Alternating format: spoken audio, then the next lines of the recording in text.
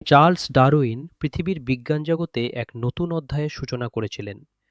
তার বিবর্তনবাদের তত্ত্ব মানবজাতির চিন্তাভাবনাকে চিরতরে বদলে দিয়েছে। এই মহান বিজ্ঞানীর জীবন ছিল সংগ্রাম, অধ্যবসায় এবং অসীম কৌতূহলে ভরপুর। 1809 সালের 12ই ফেব্রুয়ারি ইংল্যান্ডের শ্রপশায়ার জেলার শ্রুসবেরি শহরে এক সম্ভ্রান্ত পরিবারে জন্মগ্রহণ করেন চার্লস রবার্ট ডারউইন। তার বাবা রবার্ট ওয়ারিং ডারউইন ছিলেন সেই অঞ্চলের একজন সুপরিচিত ও সফল চিকিৎসক। পরিবারে ছিল সচ্ছলতা এবং সমাজে ছিল সম্মান। কিন্তু মাত্র 8 বছর বয়সে মায়ের মৃত্যু ছোট্ট চার্লসের জীবনে এক গভীর শূন্যতা তৈরি করে। মায়ের মৃত্যুর পর বাবা এবং বড় বোনেরা মিলে তাকে আদর ও স্নেহে বড় করে তুলতে থাকেন। 9 বছর বয়সে স্থানীয় স্কুলে ভর্তি হলেন ডারউইন। কিন্তু প্রচলিত পাঠ্যক্রমের বিষয়গুলো তার মনকে মোটেই আকৃষ্ট করত না। পড়াশোনার চেয়ে প্রকৃতির মাঝে ঘুরে বেড়ানোতেই তার মন বেশি মিলত। পাথর কুড়ানো, পোকামাকড় দেখা, ফুল পাখি পর্যবেক্ষণ, এই সবই ছিল তার সবচেয়ে প্রিয় কাজ। বাড়িতে তার বড় ভাই ইরাসমাস একটি ছোট রসায়ন পরীক্ষাগার তৈরি করেছিলেন। সেখানে নানান রাসায়নিক পরীক্ষা করা ছিল তার আনন্দের উৎস। বাবা চেয়েছিলেন ছেলে ডাক্তার হোক। সেই ইচ্ছে পূরণ করতে 16 বছর বয়সে চার্লসকে স্কটল্যান্ডের এডিনবার্গ বিশ্ববিদ্যালয়ে ডাক্তারি পড়তে পাঠানো হলো। কিন্তু প্রকৃতির প্রেমে মজে থাকা এই তরুণের পক্ষে চিকিৎসা বিজ্ঞান পড়া কোনোভাবেই সম্ভব হচ্ছিল না। ওষুধের নাম মনে রাখা তার জন্য ছিল রীতিমতো কঠিন। শরীরের অঙ্গপ্রত্যঙ্গের দীর্ঘ বিবরণ পড়তে গেলে বিরক্তি চলে আসত। আর অস্ত্রোপচারের কথা উঠলেই মনে একটা ভয়ের অনুভূতি জেগে উঠত। তার পুরো মন পড়ে থাকত সমুদ্র তীরে, পাহাড়ে, জঙ্গলে। শেষমেশ বাবা বুঝলেন ডাক্তারি ডারউইনের জন্য নয়। তিনি ছেলেকে ইংল্যান্ডের বিখ্যাত কেমব্রিজ বিশ্ববিদ্যালয়ের ক্রাইস্ট কলেজে ভর্তি করে দিলেন। এবারের উদ্দেশ্য ছিল তাকে ধর্মযাজক হিসেবে তৈরি করা। কিন্তু এখানেও পাঠ্যপুস্তকের চেয়ে প্রকৃতি তাকে বেশি টানত। কেমব্রিজে পড়ার সময় তার সাথে পরিচয় হল উদ্ভিদবিদ্যার অধ্যাপক জন স্টিভেন্স হ্যান্সলোর। হ্যান্সলো ছিলেন একজন উৎসাহী প্রকৃতি গবেষক এবং চমৎকার শিক্ষক। তার সাথে পরিচয়ের পর থেকে ডারউইনের মনে নতুন উদ্দীপনা জেগে উঠল। শীঘ্রই গুরু শিষ্যের মধ্যে তৈরি হল গভীর বন্ধুত্ব। তারা একসাথে মাঠে ঘাটে বের হতেন, গাছপালা সংগ্রহ করতেন, পাথর ও মাটি পরীক্ষা করতেন। হেনসোলোর সাহচর্যে ডারউইনের বৈজ্ঞানিক পর্যবেক্ষণ শক্তি অনেক শানিত হয়ে উঠল। কেমব্রিজ থেকে পাশ করার পর ডারউইন কিছুদিন ভূতত্ত্ব বিষয়ে পড়াশোনা করলেন। এই সময়ে তার জীবনে এলো এক অপ্রত্যাশিত সুযোগ। অধ্যাপক হেনসোলো তাকে একটি চিঠি পাঠালেন। চিঠিতে জানানো হলো ব্রিটিশ সরকারের উদ্যোগে HMS বিগল নামের একটি রণতরী বৈজ্ঞানিক অভিযানে বের হবে। গন্তব্য দক্ষিণ আমেরিকা সহ পৃথিবীর বিভিন্ন প্রান্ত। এই অভিযানের নেতৃত্বে থাকবেন ক্যাপ্টেন রবার্ট ফিটজরয়। অভিযানের লক্ষ্য হল বিভিন্ন অঞ্চলের প্রাকৃতিক পরিবেশ, উদ্ভিদ ও প্রাণীজগৎ সম্পর্কে তথ্য সংগ্রহ করা এবং তাদের বৈচিত্র্য পর্যবেক্ষণ করা। এই কাজে আগ্রহী ও যোগ্য ব্যক্তিদেরই দলে নেওয়া হবে। এমন সুবর্ণ সুযোগ হাতছাড়া করা সম্ভব ছিল না। ডারউইন সানন্দে রাজি হলেন। 1827 ডিসেম্বর বিগল জাহাজ ইংল্যান্ডের প্লিমাউথ বন্দর ছেড়ে দক্ষিণ আমেরিকার উদ্দেশ্যে রওনা দিল। তখন ডারউইনের বয়স মাত্র 22 বছর। এরপর শুরু হলো 5 বছরের এক অসাধারণ বিশ্ব পরিভ্রমণ। ক্যাপ্টেন ফিটজরয়ের নেতৃত্বে জাহাজটি পৃথিবীর নানা প্রান্ত চষে বেড়াল। দক্ষিণ আমেরিকার উপকূলীয় অঞ্চল, প্রশান্ত মহাসাগরের গালাপাগোস দ্বীপপুঞ্জ, তাহিতি, অস্ট্রেলিয়া, নিউজিল্যান্ড, মালদ্বীপ ও সেন্ট হেলেনা দ্বীপসহ অনেক জায়গায় জাহাজ নোঙর ফেলল। এই 5 বছরের মধ্যে ডারউইন প্রায় 535 দিন সমুদ্রের বুকে কাটিয়েছিলেন এবং প্রায় 1200 দিন স্থলভাগে অবস্থান করেছিলেন। এই পুরো সময় জুড়ে ডারউইন নিরলসভাবে তথ্য ও নমুনা সংগ্রহ করে চললেন।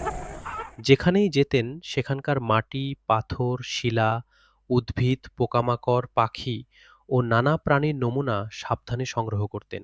প্রতিটি নমুনার সাথে লিখে রাখতেন বিস্তারিত বিবরণ, সংগ্রহের স্থান, তারিখ এবং বৈশিষ্ট্য। কোনো নির্দিষ্ট তত্ত্ব প্রমাণের চেষ্টা তার ছিল না। তিনি শুধু সত্যনিষ্ঠভাবে পর্যবেক্ষণ করে তথ্য লিখে রাখতেন। 1884 সালের 24শে জুলাই তিনি তার ডায়েরিতে লিখেছিলেন, তিনি ইতোমধ্যে 4,400 পাতার বিবরণ তৈরি করেছেন, যার অর্ধেক ভূতত্ত্ব সংক্রান্ত এবং বাকি অর্ধেক বিভিন্ন প্রজাতির প্রাণী সম্পর্কিত। গালাপাগোস দ্বীপপুঞ্জে পৌঁছে ডারউইন এমন কিছু দেখলেন যা তার চিন্তার জগতে এক বিপ্লব ঘটিয়ে দিল। এই দ্বীপপুঞ্জের বিভিন্ন দ্বীপে একই প্রজাতির পাখি, বিশেষত ফিঞ্চ পাখির ঠোঁটের আকার আলাদা আলাদা। প্রতিটি দ্বীপে যে ধরনের খাবার পাওয়া যায় সেই অনুযায়ী পাখিদের ঠোঁটের গড়ন ভিন্ন হয়ে গেছে। এই পর্যবেক্ষণ তাকে ভাবিয়ে তুলল, প্রাণীরা কি তাদের পরিবেশ অনুযায়ী নিজেদের বদলে নেয়? বিগল জাহাজে থাকাকালীন ডারউইন বহুবার শারীরিকভাবে অসুস্থ হয়েছিলেন। দীর্ঘ সমুদ্রযাত্রা তার শরীরের উপর বেশ প্রভাব ফেলেছিল। দীর্ঘ 5 বছর পর 1846 সালে তিনি ইংল্যান্ডে ফিরে এলেন। ফেরার সময় তার শরীর অনেকটাই ভেঙে পড়েছিল, তবে বাড়ির সবার আন্তরিক সেবা এবং নিজের দৃঢ় মনোবলের জোরে শীঘ্রই তিনি সুস্থ হয়ে উঠলেন। দেশে ফিরে ডারউইন তার দূরসম্পর্কের আত্মীয়া এমা ওয়েজুডকে বিবাহ করলেন। বিয়ের মাধ্যমে তিনি বেশ কিছু সম্পদও লাভ করেন, যা তার গবেষণার দীর্ঘযাত্রায় আর্থিক সহায়তা দিয়েছিল। এমার গর্ভে ডারউইনের 10টি সন্তান জন্মায়। এমা কেবল একজন আদর্শ মাই ছিলেন না, ডারউইনের গবেষণার পথে সবচেয়ে বিশ্বস্ত সঙ্গী ও অনুপ্রেরণাও ছিলেন তিনি। স্বামীর মতামতের সাথে মাঝে মাঝে দ্বিমত হলেও তিনি সবসময় তার পাশে থেকেছেন। দেশে ফেরার পর ডারউইন এক ধরনের সামুদ্রিক ক্ষুদ্র প্রাণী, বার্নাকল বা সামুদ্রিক গুগলি জাতীয় প্রাণীদের নিয়ে নিবিড় গবেষণা শুরু করলেন। এই গবেষণা সম্পূর্ণ করতে তার প্রায় 8 বছর সময় লেগে গেল। এই দীর্ঘ সময়ের মধ্যে তার মনের ভেতরে ঘুরতে থাকা একটি বড় প্রশ্নের উত্তর তিনি খুঁজতে থাকেন। পৃথিবীতে এত বিচিত্র প্রাণী কিভাবে এলো? তারা কি সবসময় এই রকমই ছিল, নাকি সময়ের সাথে সাথে ধীরে ধীরে তাদের পরিবর্তন ঘটেছে? এই প্রশ্নের উত্তর খুঁজতে গিয়ে তার মনে একটি সম্পূর্ণ নতুন ধারণার জন্ম নিল। প্রথমে ধারণাটি ছিল অস্পষ্ট ও বিক্ষিপ্ত, কিন্তু ক্রমাগত চিন্তা, গবেষণা, বিশ্লেষণ এবং অধ্যবসায়ের মধ্য দিয়ে সেই বিক্ষিপ্ত ভাবনা রূপ নিতে শুরু করল বিবর্তনবাদের সুসংহত তত্ত্বে। 1882 সালে ডারউইন তার বিবর্তনবাদের প্রাথমিক চিন্তাগুলো 35 পাতার একটি সংক্ষিপ্ত রচনায় লিপিবদ্ধ করলেন। 2 বছর পর সেই রচনাকে আরও বিস্তারিত করে 230 পাতার পাণ্ডুলিপি তৈরি করলেন। এরপর শুরু হল সেই পাণ্ডুলিপির সংশোধন ও পরিমার্জনের দীর্ঘ পর্ব। নতুন তথ্য সংযোজন, প্রতিটি যুক্তির খুঁটিনাটি বিচার, পুরো তত্ত্বকে আরও নিখুঁতভাবে উপস্থাপন, এই কাজে কেটে গেল দীর্ঘ 15টি বছর। এই সময়ের মধ্যে তার স্বাস্থ্য বারবার ভেঙে পড়ছিল, তবু তিনি থামেননি। ডারউইন গবেষণার কাজ ভালোবাসতেন, কিন্তু লেখার কাজে তিনি সহজ ছিলেন না। তবু অবশেষে সেই মহাগ্রন্থটি লেখা সম্পন্ন হল।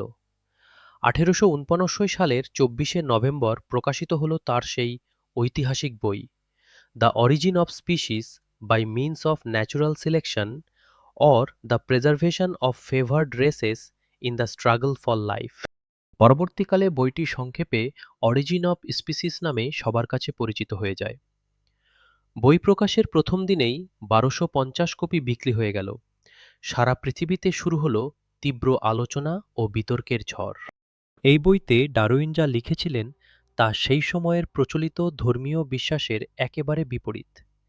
বাইবেলের আদম ও ইভের সৃষ্টির কাহিনী এবং ঈশ্বর কর্তৃক পৃথিবীর সৃষ্টির বিবরণকে বৈজ্ঞানিক তথ্য ও যুক্তির আলোকে তিনি সম্পূর্ণভাবে খণ্ডন করলেন। ডারউইন তার বইতে লিখলেন, পৃথিবীতে প্রতিনিয়ত নতুন প্রাণের জন্ম হচ্ছে এবং সমস্ত প্রজাতির প্রাণীর সংখ্যা ক্রমাগত বাড়ছে। কিন্তু খাদ্য এবং বেঁচে থাকার সম্পদ সীমিত, তাই সকল প্রাণীর মধ্যে চলছে একটি অবিরাম লড়াই। কে টিকে থাকবে আর কে ঝরে যাবে। যেসব প্রাণী তাদের চারপাশের পরিবেশের সাথে নিজেদের মানিয়ে নিতে সক্ষম হয় তারাই বেঁচে থাকে এবং সন্তান রেখে যায়, আর যারা পারে না তারা ধীরে ধীরে পৃথিবী থেকে মুছে যায়। এই নিয়মকেই বলা হয় যোগ্যতমের টিকে থাকা বা সার্ভাইভাল অব দ্য ফিটেস্ট। শুধু তাই নয়, সময়ের সাথে সাথে পরিবেশেরও পরিবর্তন ঘটে। সমুদ্রের তলদেশ থেকে নতুন স্থলভাগ জেগে ওঠে, আবার কোথাও স্থলভাগ সমুদ্রে তলিয়ে যায়। আবহাওয়া পরিবর্তন হয়, নদীর গতিপথ বদলে যায়, বন জঙ্গল নষ্ট হয়। এই পরিবর্তিত পরিবেশে টিকে থাকতে হলে প্রাণীকেও নিজেকে বদলাতে হয়। যারা বদলাতে পারে তারা টিকে থাকে, আর যারা পারে না তারা বিলুপ্ত হয়ে যায়। এই পরিবর্তনের ধারাবাহিক প্রক্রিয়ার মধ্য দিয়েই প্রাণী ক্রমশ উন্নত হতে থাকে এবং একসময় নতুন প্রজাতির জন্ম হয়। ডারউইনের এই তত্ত্ব মূলত তিনটি মূল ধারণার উপর দাঁড়িয়ে আছে: পরিবর্তনশীলতা, বংশগতি এবং প্রাকৃতিক নির্বাচন। প্রকৃতি নিজেই বেছে নেয় কে টিকবে আর কে যাবে। এটিই হলো প্রাকৃতিক নির্বাচন। এই প্রাকৃতিক নির্বাচনের মধ্য দিয়ে প্রাণী প্রতিনিয়ত আরও উন্নত হতে থাকে এবং ধীরে ধীরে সম্পূর্ণ নতুন ও আলাদা প্রজাতির সৃষ্টি হয়। অরিজিন অফ স্পিসিস প্রকাশের পর ডারউইন তার গবেষণা থামিয়ে রাখেননি।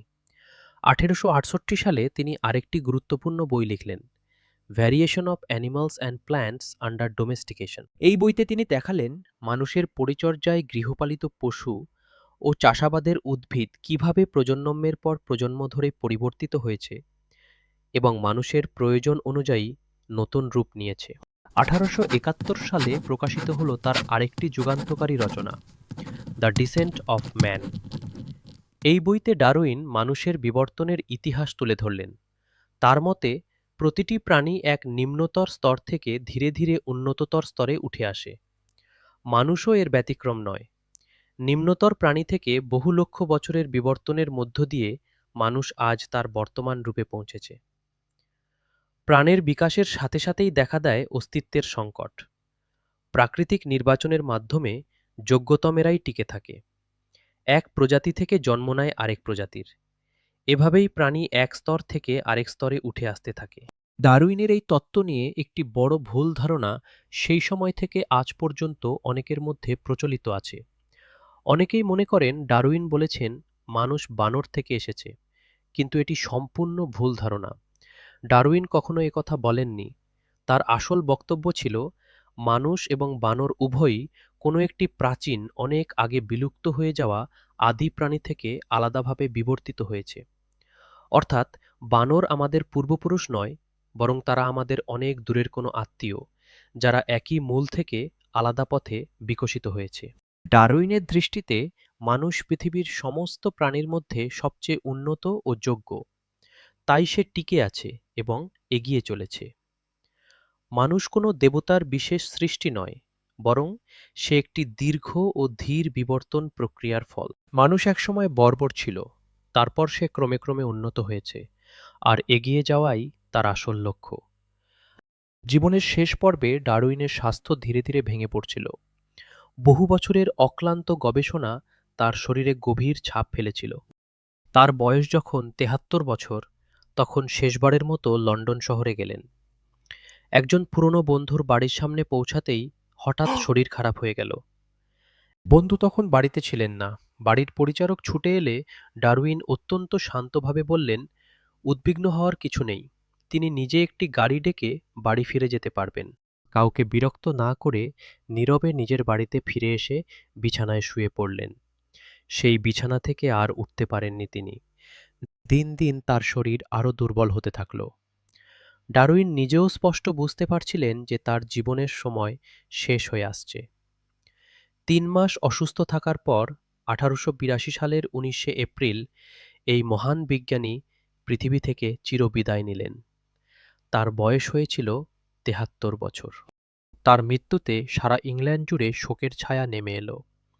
বিজ্ঞান জগৎ হারালো তাদের এক মহান পথিকৃতকে। যদিও তার শত্রুপক্ষ সেই মৃত্যুতে উল্লসিত হয়েছিল। তারা বলেছিল, কিন্তু ইতিহাস ভিন্ন রায় দিয়েছে। ডারউইনকে ওয়েস্টমিনস্টার অ্যাবেতে সমাহিত করা হয়েছে, মহান বিজ্ঞানী আইজ্যাক নিউটনের কবরের পাশে। এটি ছিল ব্রিটিশ জাতির পক্ষ থেকে তার প্রতি সর্বোচ্চ সম্মানের প্রকাশ। চার্লস ডারউইন আজ আর নেই, কিন্তু তার চিন্তা ও তত্ত্ব আজও বেঁচে আছে, বরং দিন দিন আরও শক্তিশালী হয়েছে। আধুনিক জীববিজ্ঞানের পুরো ভিত্তিটাই দাঁড়িয়ে আছে তার বিবর্তনবাদের উপর। জিনতত্ত্ব, বংশগতিবিদ্যা, পরিবেশবিদ্যা সব শাখাতেই ডারউইনের তত্ত্বের প্রতিধ্বনি শোনা যায়। একজন মানুষ যিনি ছেলেবেলায় পড়াশোনায় তেমন ভালো ছিলেন না, ডাক্তার হতে পারেননি, ধর্মযাজকও হননি, তিনিই শেষ পর্যন্ত পৃথিবীর চিন্তার জগতে এক অবিস্মরণীয় বিপ্লব এনেছিলেন। তার জীবন থেকে আমরা শিখি, সত্যিকারের আগ্রহ, ধৈর্য এবং অদম্য মনোবল থাকলে একজন মানুষ পৃথিবীকে বদলে দিতে পারেন।